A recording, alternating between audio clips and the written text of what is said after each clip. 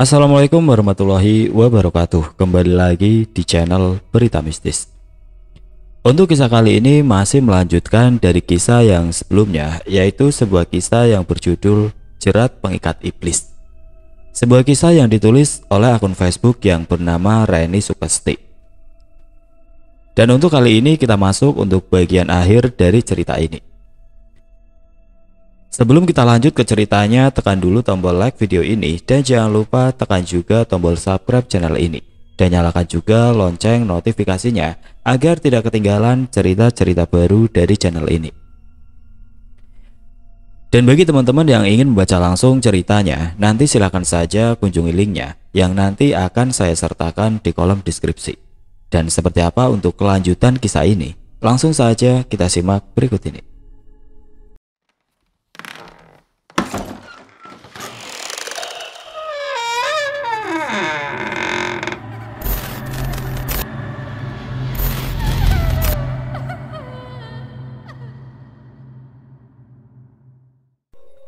Cerita kali ini diceritakan dari sudut pandang nenek.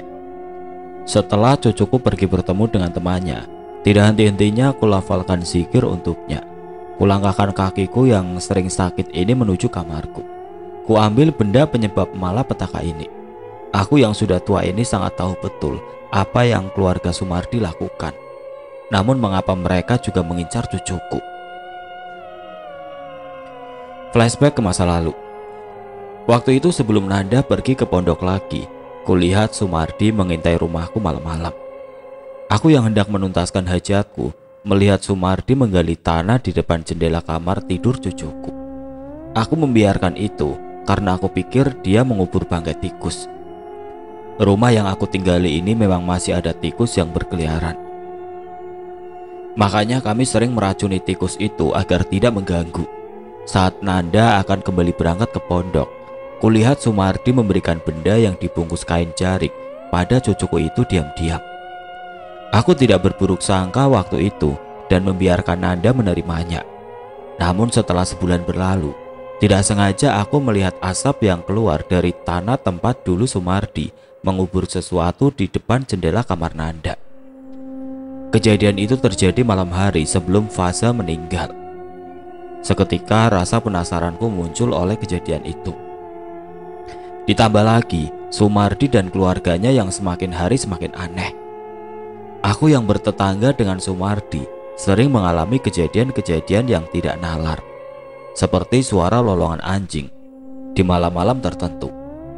Yang paling terlihat yaitu perekonomian yang melesat, walau tetangga lain tidak menyadarinya. Setelah pemakaman anak terakhir Sumardi, kugali tanah yang berasap itu di malam hari agar tidak terlihat oleh siapapun. Kubawa ke dalam rumah dan membukanya. Seketika otakku mendidih melihat isi dari kain yang Sumardi kubur itu. Dengan langkah tuaku, aku berjalan ke sungai di malam hari. Setelah sampai, bungkusan itu segera kularung. Sedikit rasa lega di dadaku, berharap cucuku akan baik-baik saja. Prang! Terdengar suara pecahan kaca mengagetkanku. Segera aku simpan kembali benda ini, lalu pergi ke arah benda yang tadi pecah. Astagfirullahaladzim. Kulafalkan istighfar setelah mengetahui foto Nanda dalam figura terjatuh. Dadaku terasa sesak. Apa yang terjadi pada cucuku? Segera aku melangkah menuju teras depan, mencari Fajar agar menyusul cucuku di luar sana. Nek, teriak Fajar dari kejauhan. Nah Fajar, lekas kamu susul Nanda. Nenek tidak tenang nak, ucapku sembari memohon. Iya nek, aku juga seperti merasakan Nanda sedang tidak baik-baik saja, jawab Fajar. Tanpa mengganti pakaiannya, Fajar lekas membawa keluar motor dari bagasi samping dan pergi dengan sedikit tergesa-gesa. Aku sangat mengkhawatirkan keadaan cucuku itu, hingga tubuh tua ini tidak sanggup dan jatuh tersungkur ke lantai. Nah Jumila, teriak orang-orang yang berada di rumah Sumardi saat melihatku pingsan. Aku hanya bisa menangis saat mulai sadar. Orang-orang yang tengah mengelilingiku di ranjang kamarku ikut menangis pula. Aku tidak sanggup saat mendapati kabar bahwa cucuku mengalami kecelakaan. Air mata ini begitu panas saat melihat orang terkutuk ada di hadapanku.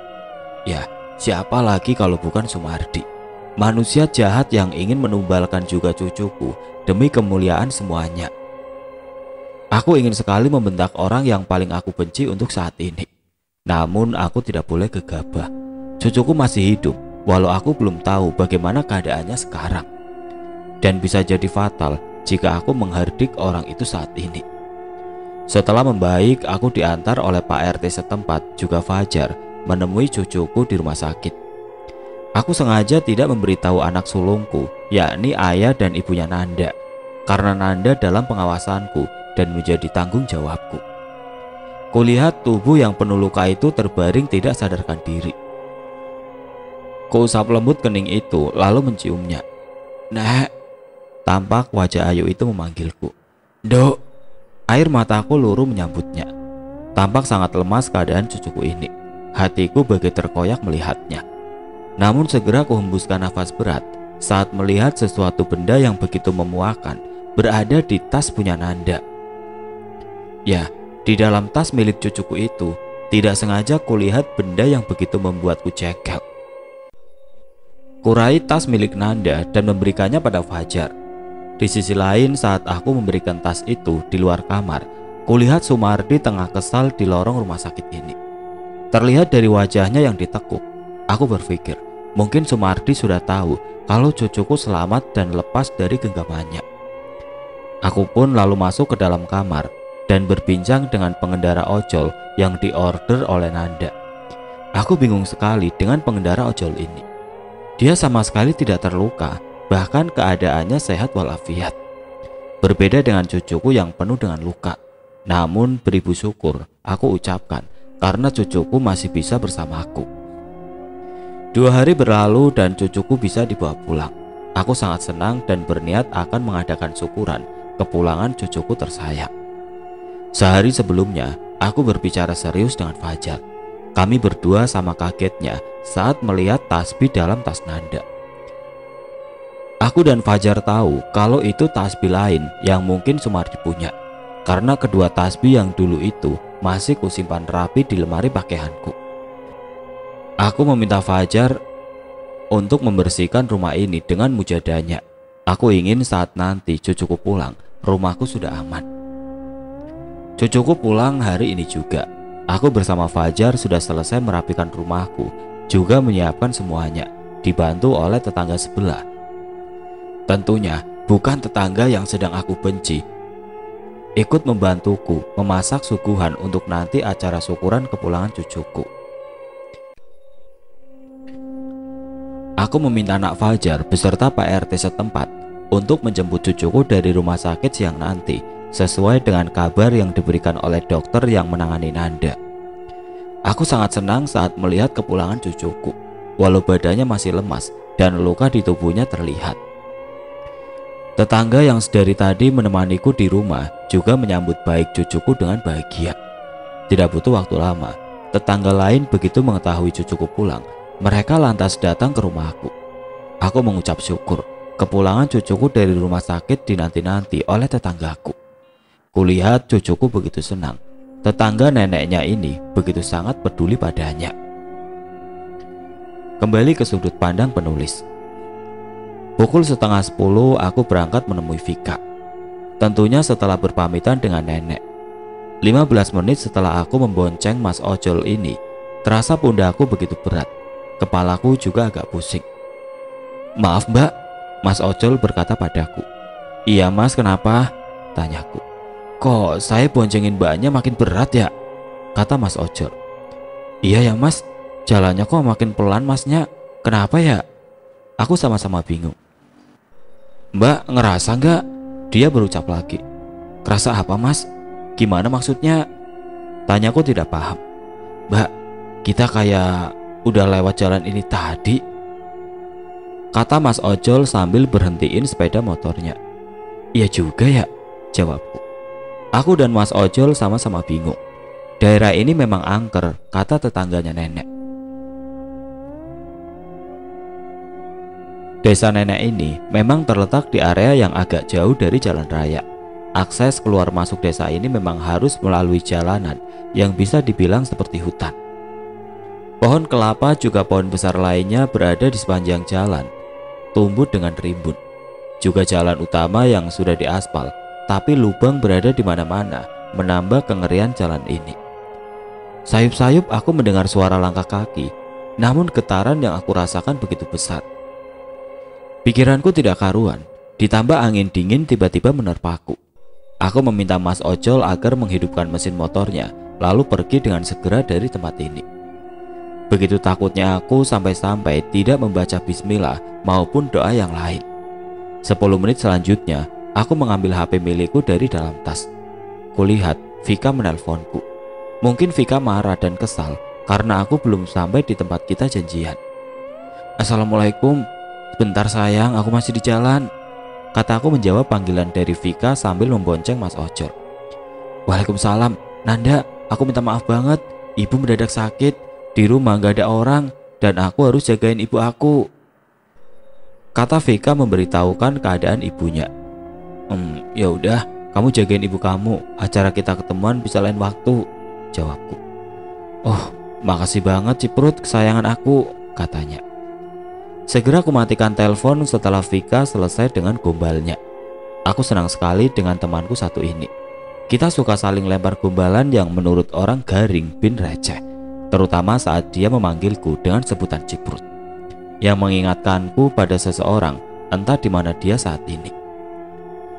Saat kulihat teleponku untuk mengetahui sekarang jam berapa, kulihat dari layar hitamnya tampak makhluk tinggi besar berada di belakangku. Seperti hendak menerkam mangsanya, makhluk itu tampak dengan beringasnya menatapku, seolah dia mengetahui tentang ketakutan yang tengah aku rasakan. Aku lantas menyimpan ponselku ke dalam tas. Namun saat melihat isi di dalam tasku, aku kaget. Lantas aku segera menyimpan teleponku dan menyuruh Mas Ojol untuk lebih mempercepat laju sepedanya. Hingga tiba-tiba Makhluk itu tiba-tiba sudah mencengkramku dalam tangannya yang begitu besar saat aku buka mataku. Di sisi lain Mas Ojol pun tidak ada, hanya ruangan seperti dimensi lain diriku berada. Aku berteriak keras, namun tidak dapat aku temukan seseorang yang mampu menolongku. Dalam hutan yang begitu lebat ini, aku merasakan ketakutan. Bersama dengan nafsu makhluk yang seakan ingin memakanku. Dalam hati zikir terus aku lafalkan, berharap suatu mukjizat datang kepadaku. Aku terus berteriak kepada makhluk mengerikan ini, namun seakan tidak meresponku. Makhluk ini semakin kuat untuk mencengkeramku dengan tawanya yang begitu menakutkan. Satu kalimat yang membuatku tercengang saat mendengarnya. "Kamu tidak akan bisa pergi. Kamu tumbal yang Sumar diberikan untukku." Makhluk itu tertawa keras dengan seringainya saat mengatakan kalimat itu. Hingga tiba-tiba muncul cahaya putih, lalu dengan seketika makhluk mengerikan ini jatuh terjungkal. Begitupun denganku yang ikut terjatuh dan keluar dari cengkramannya. Kulihat samar-samar seseorang dengan jubahnya datang menolongku. Dia membantuku berdiri, lalu mengusap keningku. Aku tidak tahu dia siapa, namun dari perawakannya terlihat begitu menenteramkan dan menyejukkan. Kemudian orang itu lalu menyerang makhluk mengerikan itu. Keduanya bergulat dengan keras hingga mematahkan pepohonan yang tinggi menjulang. Dari sebalik pohon, aku merasa ketakutan. Sebenarnya aku berada di mana saat ini? Aku menangis tiada henti memikirkan tentang nasibku, menjadi tumbal oleh seseorang yang aku hormati. Dari pergulatan mereka, makhluk mengerikan itu tampak akan kalah. Orang yang berjubah itu melancarkan serangan demi serangan kepada makhluk mengerikan itu. Hingga akhirnya makhluk itu pergi dan lenyap setelah tidak bisa menghadapi lagi serangan yang diberikan orang berjubah. Aku keluar dari persembunyianku, berharap orang itu mau menolongku dan mengeluarkanku dari tempat mengerikan ini. "Duk, kamu tidak apa-apa, tidak usah khawatir. Aku selalu ada di dalam dirimu. Setiap ada masalah yang datang, aku akan menjagamu. Leluhurmu yang menyuruhku untuk menjagamu, dan saya menjalaninya. Tetaplah kamu berwirid. Kuatkanlah imanmu. Jangan sampai kamu melupakan kewajibanmu kepada Zat yang menciptakan." kemuliaanmu itu tergantung dari bersihnya dirimu. Jangan pernah untuk membenci orang yang berbuat tidak baik padamu. Jadilah manusia yang berbudi baik, kata orang itu padaku. Kata-kata yang sangat menenteramkan, hingga tidak sadar air mataku menetes. Orang itu ternyata adalah sosok yang menjagaku, yang dikirim oleh eyangku. Aku lalu dibawa oleh sosok itu dari dimensi ini. Dan ketika semua menjadi gelap, aku mendengar tangisan dari nenek. Kubuka mataku dan benar saja, aku sudah berada di salah satu ruangan rumah sakit. Kuusap halus pundak nenekku, dan nenek langsung memelukku dengan kasih sayangnya. 2 hari berlalu dan aku boleh pulang dari rumah sakit ini. Aku sangat senang bisa berkumpul kembali dengan nenek. Saat pulang pun, kulihat di rumah nenek banyak orang yang menanti kedatanganku. Nenek ternyata akan mengadakan syukuran keselamatanku nanti malam. Banyak sekali yang ingin aku katakan dengan nenek dan Kak Fajar, namun kuurungkan karena banyak tetangga yang menjenguk. Malam pun tiba. Rumah nenek penuh dengan tetangga yang diundang untuk syukuran. Tapi ku tengok-tengok, di kerumunan ini tidak ada Pak Sumardi. Mungkinkah nenek tidak mengundangnya karena tahu jika Pak Sumardi orang di balik ini semua? Entahlah. Acara syukuran selesai dengan hikmat. Namun baru saja orang-orang selesai menyantap hidangan yang disuguhkan, terdengar teriakan minta tolong dari rumah Pak Sumardi. Kami pun segera menuju ke sana. Dan begitu kami sampai di sana, pemandangan yang begitu mengerikan terlihat lagi. Bu Sumardi yang terlihat sangat mengerikan terbaring di lantai ruang makan, sedang Pak Sumardi di depan pintu kamar anaknya seperti orang yang tercekik. Dia memegang lehernya dan meraung kesakitan, sambil sesekali meracau tidak jelas. "Dasar kau anak setan, berdebah kau!" teriak Pak Sumardi begitu tatapannya tertuju padaku. "Nek," ucapku takut dan menghamburkan dalam pelukan nenek. Seketika warga yang berada di tempat itu langsung menolehku. Mereka kebingungan antara menyalahkan peristiwa ini kepadaku, juga kasihan pada Pak Sumardi. "Jaga ucapanmu, Sumardi!" teriak nenek sudah tidak sabarkan diri. "Nek Jum, cucumu itu pembawa sial!" Erang Pak Sumardi membawaku semakin takut. Dalam keadaan yang mengerikan seperti itu, Pak Sumardi terus saja menghardiku atas apa yang aku pun tidak tahu. Aku sangat prihatin terhadap keluarga ini. Kejadian demi kejadian terjadi begitu singkat. Namun aku tidak habis pikir mengapa Pak Sumardi begitu membenciku, sedangkan aku merasa tidak pernah berbuat sesuatu hal apapun yang memancing amarahnya. "Tolong ibu, Pak," Bu Sumardi meminta pertolongan. Dalam keadaan kejang-kejang disertai mulut yang mengeluarkan banyak darah, Bu Sumardi tampak sangat kesakitan. Beberapa warga mengusulkan agar Bu Sumardi dibawa ke rumah sakit. Namun dengan sombongnya, Pak Sumardi tidak mengizinkannya. Dan yang lebih buruk, Pak Sumardi menyalahkanku atas peristiwa ini, menganggap aku tersangka utamanya. "Diam kau Sumardi, beraninya kau menyalahkan cucuku!" teriak nenek marah. "Nek Jum, cucumu itu buatku muak setiap kali aku melihatnya. Aku benci dengan cucumu!" teriak Pak Sumardi tidak kalah hebat dengan nenek. "Sum!" teriak nenek yang langsung terpotong. "Ah!" teriak Bu Sumardi. "Innalillahi!" Orang-orang yang berada di tempat itu melafalkan kalimat yang sama. Bu Sumardi tiba-tiba diam dari kejang-kejangnya. Nafasnya yang tadi memburu kini tidak ada lagi. Matanya melotot, sedang mulut terbuka dengan lidah menjulur. Semua merasa ketakutan melihatnya. Bahkan Pak Sumardi pun menutup wajah dengan kedua tangannya. Saat warga ingin membawa jenazah Bu Sumardi ke rumah sakit untuk sekedar memastikan, Pak Sumardi tiba-tiba bangun dan berlari ke arahku. Dengan kedua tangannya, dia mencekik leherku sampai aku kesulitan bernafas. Untung saja Kak Fajar berada di dekatku. Dengan sedikit pukulan yang mengenai bahu kanan Pak Sumardi, aku bisa lepas dari cekikan itu. Cerita kali ini diceritakan dari sudut pandang Sumardi. Saat ini aku merasa sangat bahagia dengan keluargaku. Meskipun aku hanya memiliki sebuah toko kelontong, kehidupanku mungkin hanya bisa dibilang pas-pasan dibanding keluarga Puspita. Puspita yang merupakan anak perempuan nenek Jumila, tetanggaku itu sangat sempurna. Aku sangat mencintainya, tapi tidak berani untuk mengungkapkan isi hatiku. Aku terus saja memandanginya tanpa adanya tindakan yang membuat dia mengetahui kalau aku sudah memendam rasa cinta yang begitu lama. Hingga suatu ketika datang seorang lelaki yang melamarnya. Aku sangat kecewa dan sakit hati. Namun aku tidak punya daya karena keluargaku bukanlah orang berpunya. Aku menangis, tapi diam saat melihat orang yang aku cinta menikah dengan orang lain. 5 tahun setelah itu, aku mencoba untuk merelakan Puspita dengan menikahi seorang gadis desa sebelah yang bernama Widya. Bersama dengan Widya, aku merintis usaha kecil-kecilan hingga aku sukses seperti sekarang. Aku juga dikaruniai 4 orang anak yang begitu mudah diatur, juga berprestasi dalam pendidikannya. Saat itu kulihat anak dari Puspita berada di rumah neneknya, Nenek Jumila, yang bertetangga denganku semenjak aku kecil. Puspita yang mengikuti suaminya membuatku bisa melupakannya karena tidak serumah lagi dengan Nenek Jum.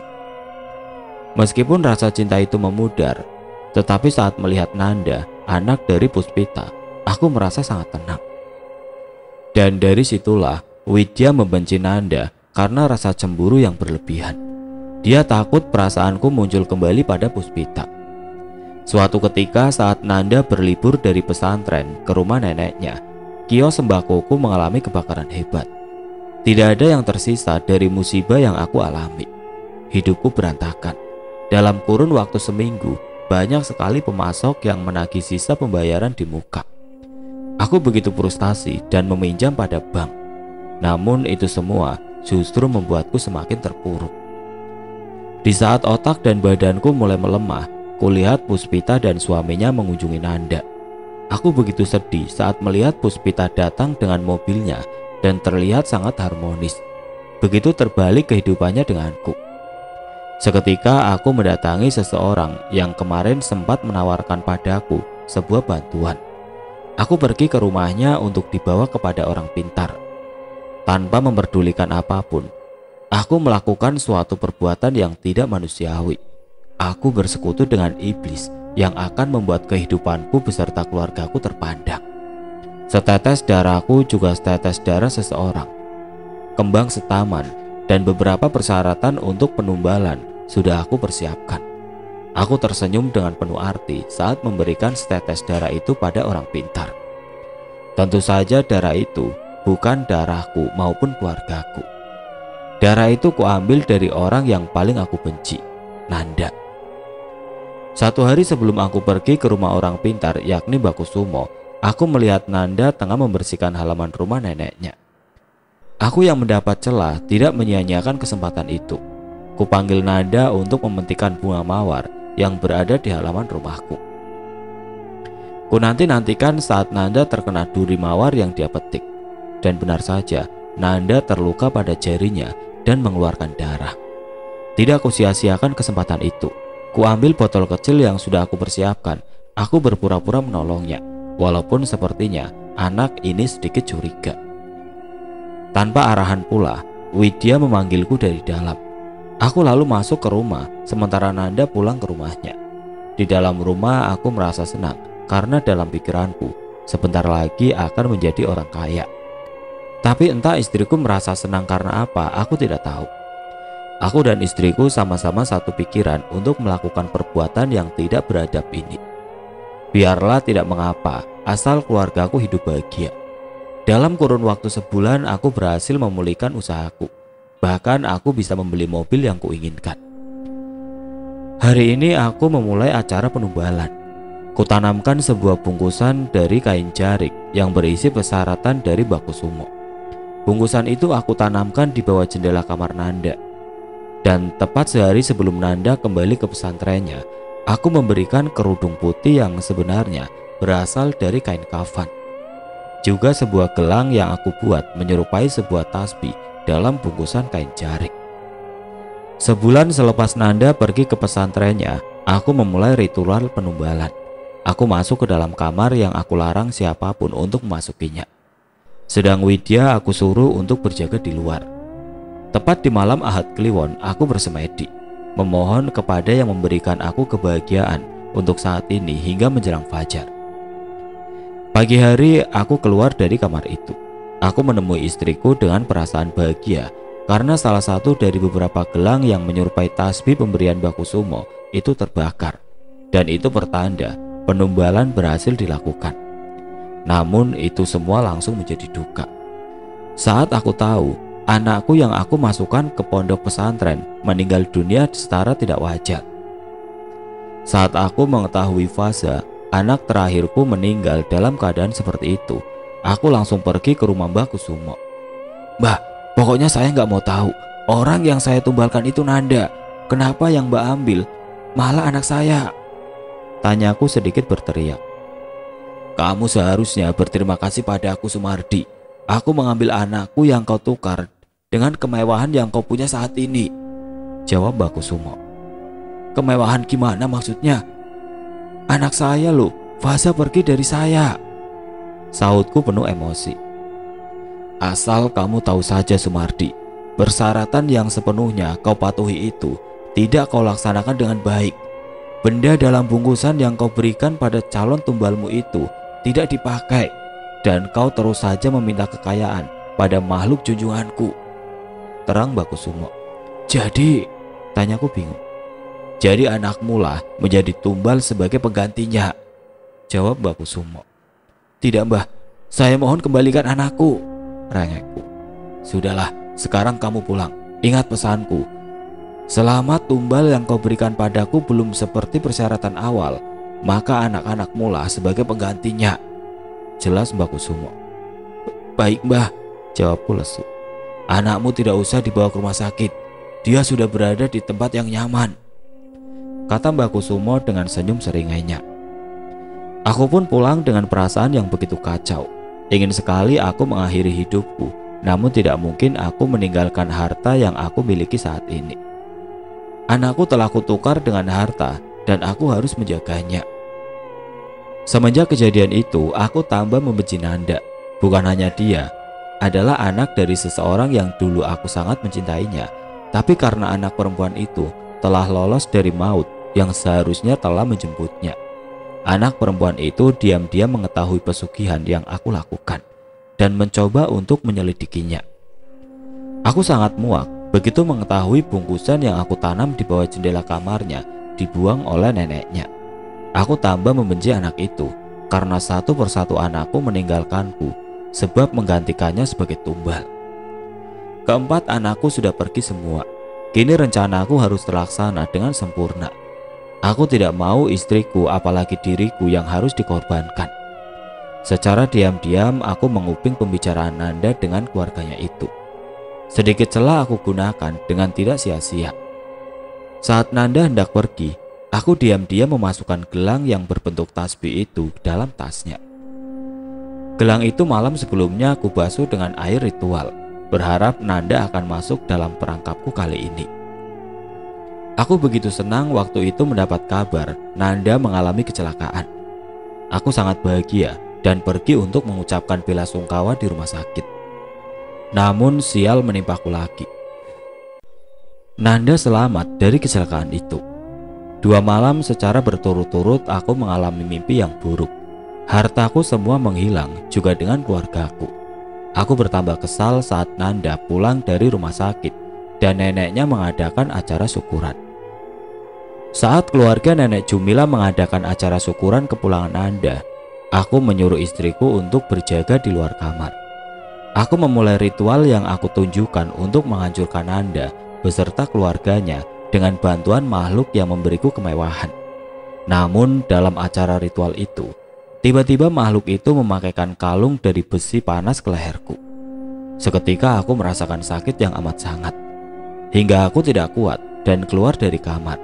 Namun aku langsung berteriak meminta tolong saat mengetahui istriku juga dalam keadaan yang sama. Cerita kembali ke sudut pandang penulis. Saat aku juga warga mendengar penuturan Pak Sumardi, kami semua merasa kesal, namun juga prihatin atas apa yang menimpanya. "Istighfar, Pak, jangan salahkan orang lain atas apa yang mereka tidak ketahui," Aku mulai berbicara dalam keheningan. "Diam kamu bocah, aku sangat membencimu," teriak Pak Sumardi. Aku langsung dipeluk nenek sambil menangis. Aku tidak tahu apa yang harus aku perbuat. "Tolong, tolong," Pak Sumardi teriak kesakitan. Tidak sengaja kulihat Kak Fajar memberikan isyarat. Aku menoleh pada apa yang diisyaratkan. Aku sungguh terkejut saat melihatnya. Kemudian Kak Fajar meminta kepada semua orang yang berada di situ untuk melanggengkan berzikir. Aku dan Kak Fajar lalu bermunajat di ruang depan dan memfokuskan kepada makhluk yang sedang menyiksa Pak Sumardi. Saat aku dan Kak Fajar mulai berkonsentrasi, terdengar suara ledakan dari arah dalam.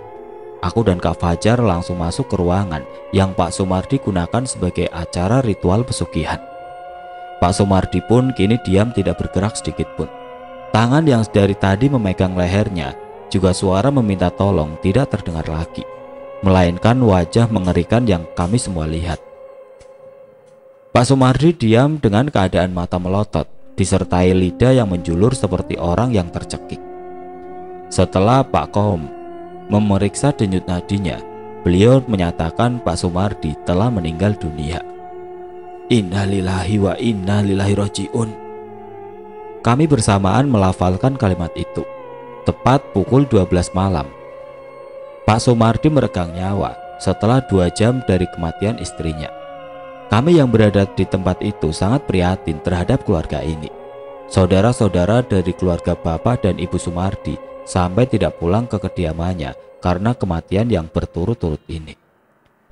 Pak Kaum pun pergi ke masjid untuk menyiarkan kabar duka dari warganya. Kedua jenazah Bapak dan Ibu Sumardi akhirnya disepakati akan dimakamkan pagi nanti. Kami yang berada di tempat itu merasa takut dengan suasana yang mendadak mencekam.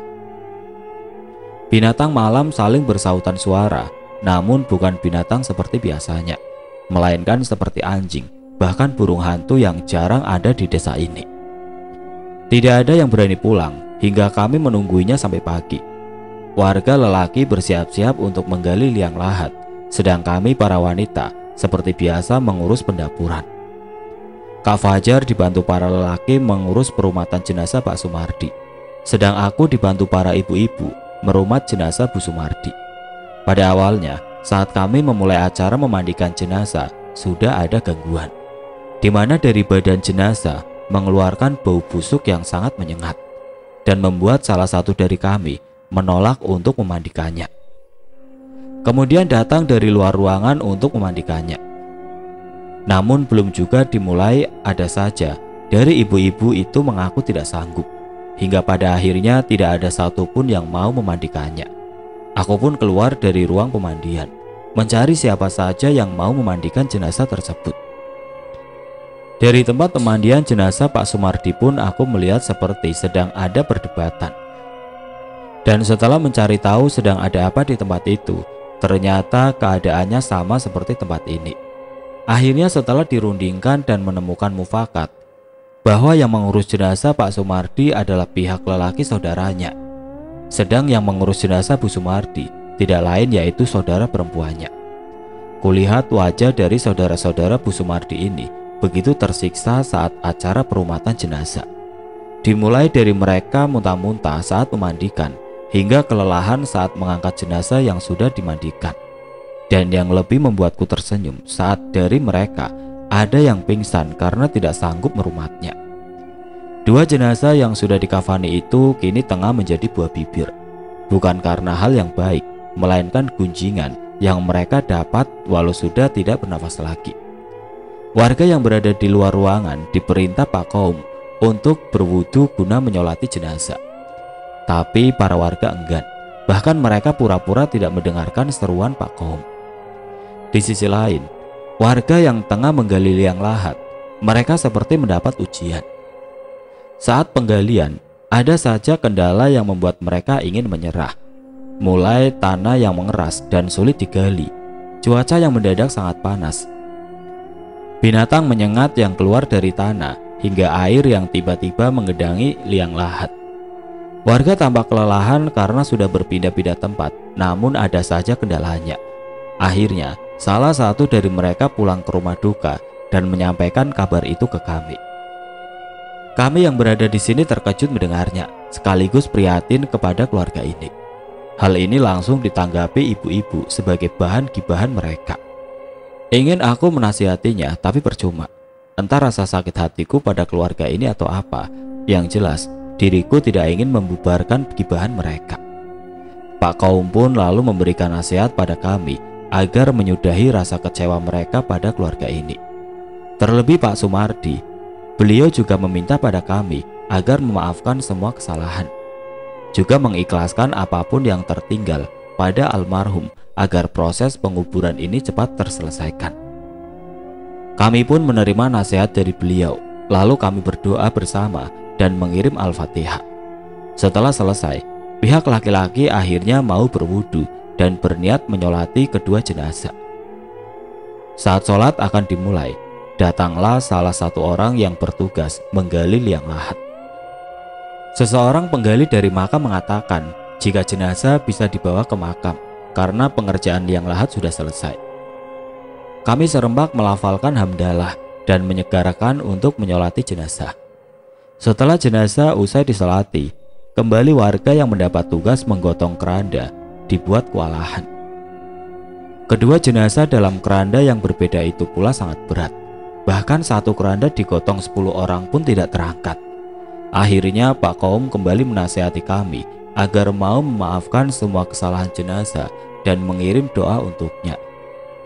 Doa terapalkan dan dengan susah payah kedua jenazah bisa sampai di makam walau penuh rintangan saat menuju pemakaman. Cuaca yang cerah dengan hiasan terik matahari yang begitu menyengat tiba-tiba mendung. Pijaran kilat dari kejauhan terlihat. Nampaknya hujan sebentar lagi akan turun. Pak Kaum lalu menyegarakan acara penguburan jenazah. Dengan disertai rasa takut kami yang membuncah, suara lolongan anjing yang terdengar di segala penjuru, angin yang berhembus sangat kencang dengan disertai kilatan petir. Kejadian yang terus berulang saat pemakaman keseluruhan keluarga ini seakan membuat trauma warga yang mengikutinya. Tidak ada satupun dari kami yang mau berlama-lama di sini. Setelah acara penguburan jenazah yang dilakukan secara terburu-buru selesai, kami langsung pulang. Malam tiba, kami tanpa komando langsung mendatangi kediaman almarhum untuk melakukan acara yasinan. Kami semua hikmat mengikuti acara ini, dan baru saja acara itu selesai, terdengar suara ledakan dari rumahku. Seketika aku dan nenek langsung pulang ke rumah, memastikan apa yang terjadi di rumah nenek. Seketika kami meminta pertolongan warga yang tengah menuju ke rumahku. Kobaran api terlihat saat aku dan nenek bersamaan membuka pintu kamar nenek. Kobaran api itu berasal dari lemari pakaian nenek saat api berhasil dipadamkan. Aku, nenek, dan Kak Fajar menduga bahwa penyebab ledakan dan kobaran api itu berasal dari bungkusan benda-benda pemberian almarhum Pak Sumardi. Namun belum juga usai aku memikirkannya, terdengar suara ledakan yang lebih keras dari kediaman almarhum.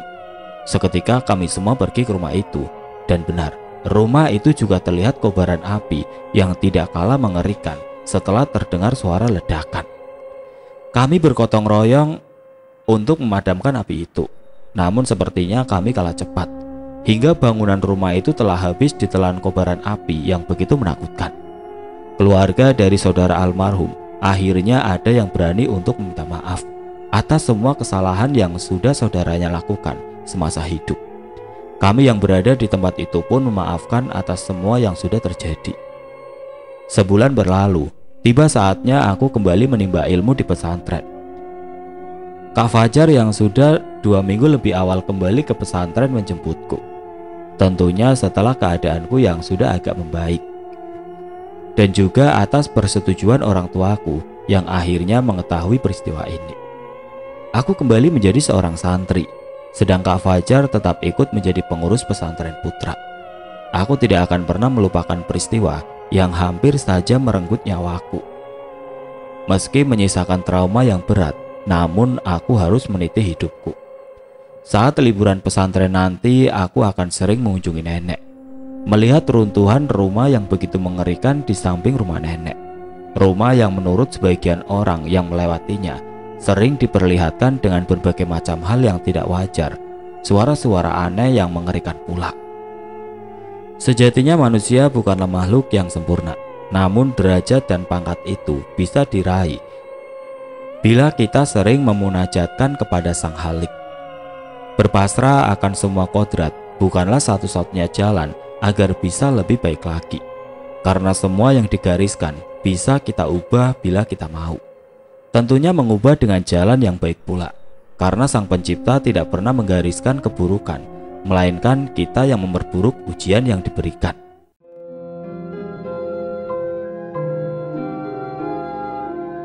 Oke teman-teman, sekian untuk cerita kali ini. Semoga apa yang sudah saya sampaikan dalam kisah ini dapat dijadikan Semoga apa yang sudah saya sampaikan dalam kisah ini dapat dijadikan pembelajaran untuk kita semua. Dan bagi teman-teman yang baru bergabung, jangan lupa untuk like, komen, share, serta subscribe channel ini. Dan nantikan kisah-kisah horor berikutnya tetap di channel Berita Mistis. Wassalamualaikum warahmatullahi wabarakatuh.